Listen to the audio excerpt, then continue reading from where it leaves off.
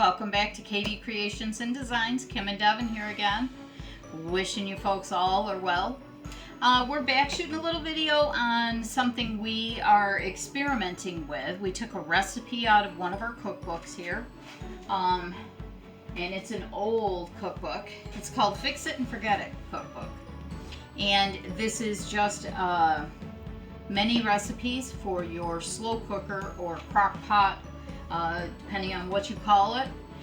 So we took one of those recipes and we're going to try it. Devin decided he'd like to try this. It's called Welsh Rarebit. So we are going to put this in the slow cooker and get it going, and we're going to see what comes of it. The ingredients don't sound bad at all.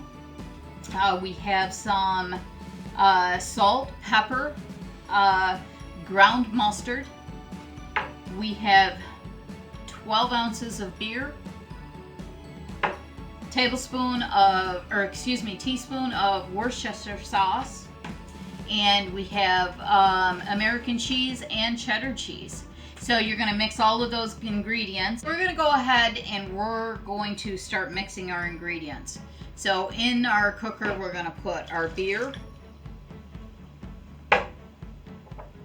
and it doesn't specify a type of beer or brand of beer, so I'm sure any beer would work. And it's a tablespoon of dry mustard, a half a teaspoon of salt. I'm using pink Himalayan salt, and 1/8 of a teaspoon of black pepper or white pepper.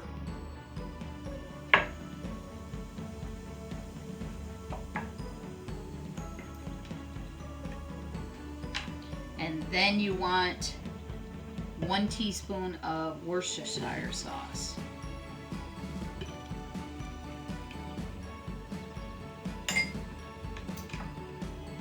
Close that up before I have an accident.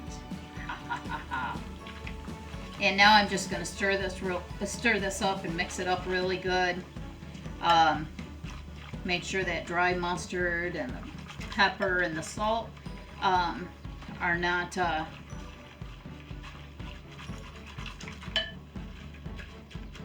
clumping on the bottom, and they're not. So now you're going to put this in your slow cooker, in your crock pot, just as it is, and you're going to put it on high, and it says that until it comes to a boil for between an hour and 2 hours. So we're going to go ahead and do that. And at this point, we will come back and see what it looks like when it has started boiling, and then we'll add some the cheeses and see where it goes from there. After you put this together, you're then going to put some bacon on some toasted English muffins. You're going to have slices of tomatoes. And then you're going to pour this cheese sauce, whatever you want to call it, over the top of that. And then you can have this with a nice side green salad. So you can have this as a nice late supper or a brunch, something like that. Actually looks and smells delicious, all except for the beer. I'm not a beer person, so it smells good already, though, I can tell you that. And I don't know why it smells good to me, but because I don't drink beer, but whatever. And anyways, folks, in any event, we're going to go ahead, we're going to get this in the slow cooker, and we'll see you back here in an hour or two. Welcome back.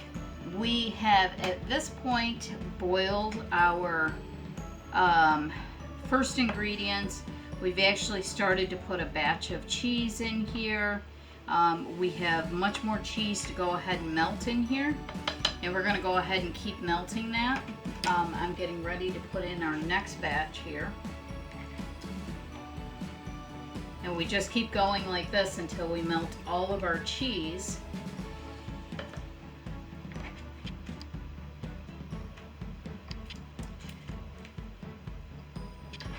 And it's going to take a while for all of the cheese to be melted.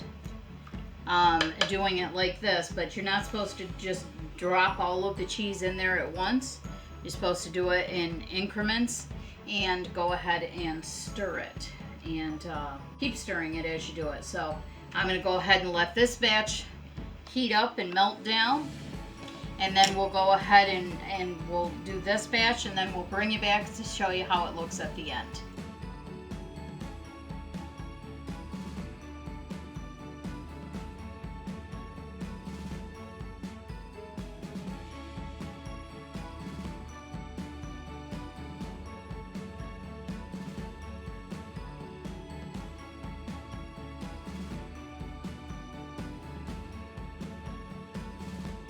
We have reviewed the recipe a couple of times to make sure that we followed it exactly, and we have. So what we have here in the slow cooker, and this is the centerpiece of the slow cooker, is what we're calling the cheese sauce, because essentially that's what it is. We have here on our plate, we have a toasted English muffin, 4 slices of aroma tomato, and a few slices, probably 4 or 5 slices of bacon. Okay, so what I'm going to do is I'm actually going to put these on top here, and I guess I'm going to more or less make this as like an open-faced English muffin sandwich. All right, that's what I'm doing with this. And then you're supposed to be able to, and I want to make sure that you can see this here. I am going to move the slow cooker over here because I want you to be able to see it and see what I'm talking about. This is the cheese that is all melted, and this is the beer, and obviously this is still has a lot of juice in it, the beer and stuff, but the cheese is very thick. Now in the recipe, the author said that she served this hot over toasted English muffins or over toasted bread cut into triangles. I'm not sure how you serve this over toasted English muffins or toasted bread. I'm not sure how that works. I don't, maybe there's other better cooks out there than I am that, and I'm, obviously I'm sure there is, that could do this, but this isn't, could figure out how to do this. This isn't something that I would be able to do. What I'm going to try and do is I'm going to try and cut, and maybe I shouldn't use my sharp knife in my slow cooker there, and try and spread some of this cheese out. I mean, if it was just, it actually doesn't look like it would be terrible tasting. I'm going to step off camera for a moment and grab a fork. There we go. It doesn't look like, the combination cheese, tomatoes, and bacon, right? Almost sounds like a BLT. And it is a little tough to cut down here though with the toasted English muffin. And that also could be just my hands. My hands don't work well anymore.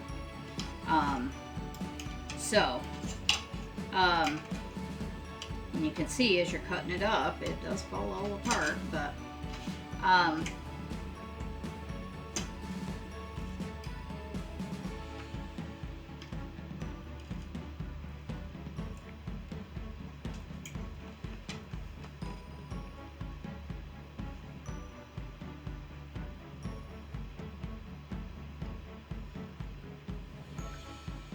honestly, it tastes like a BLT with some cheese on it.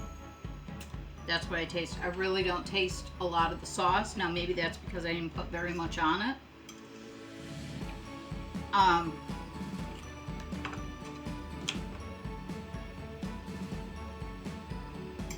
But this is it's okay. I love BLTs.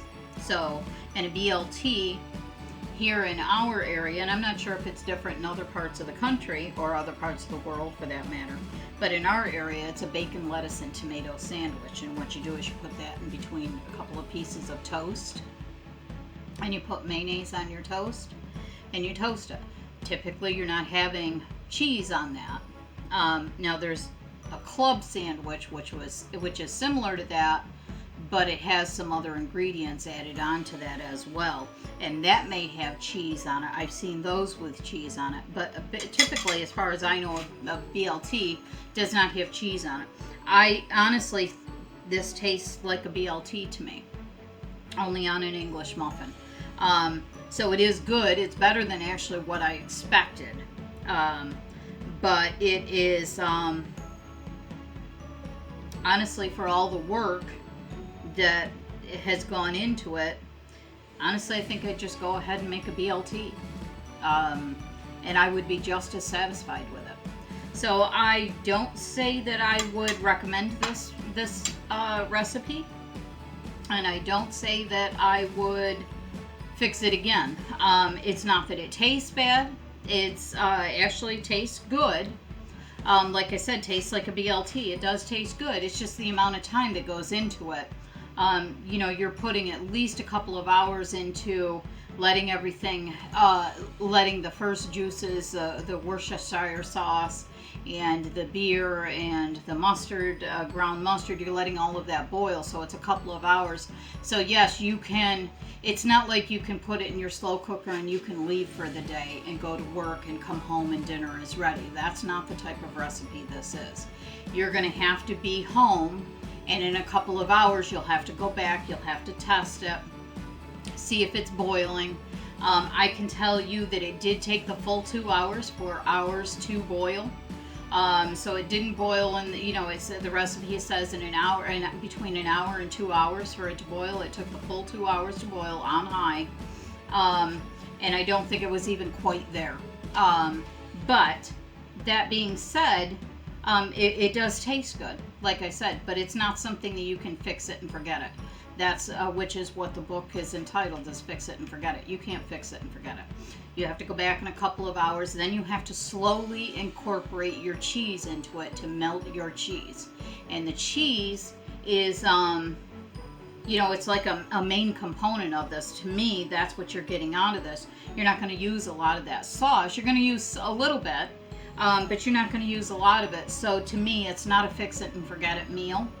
And it's not a complete meal either. It's more like a dip. Is like we would call it, is like a cheese dip or a cheese sauce. So we do thank you for stopping by. As we've always said to you from the beginning, we will give you honest reviews here.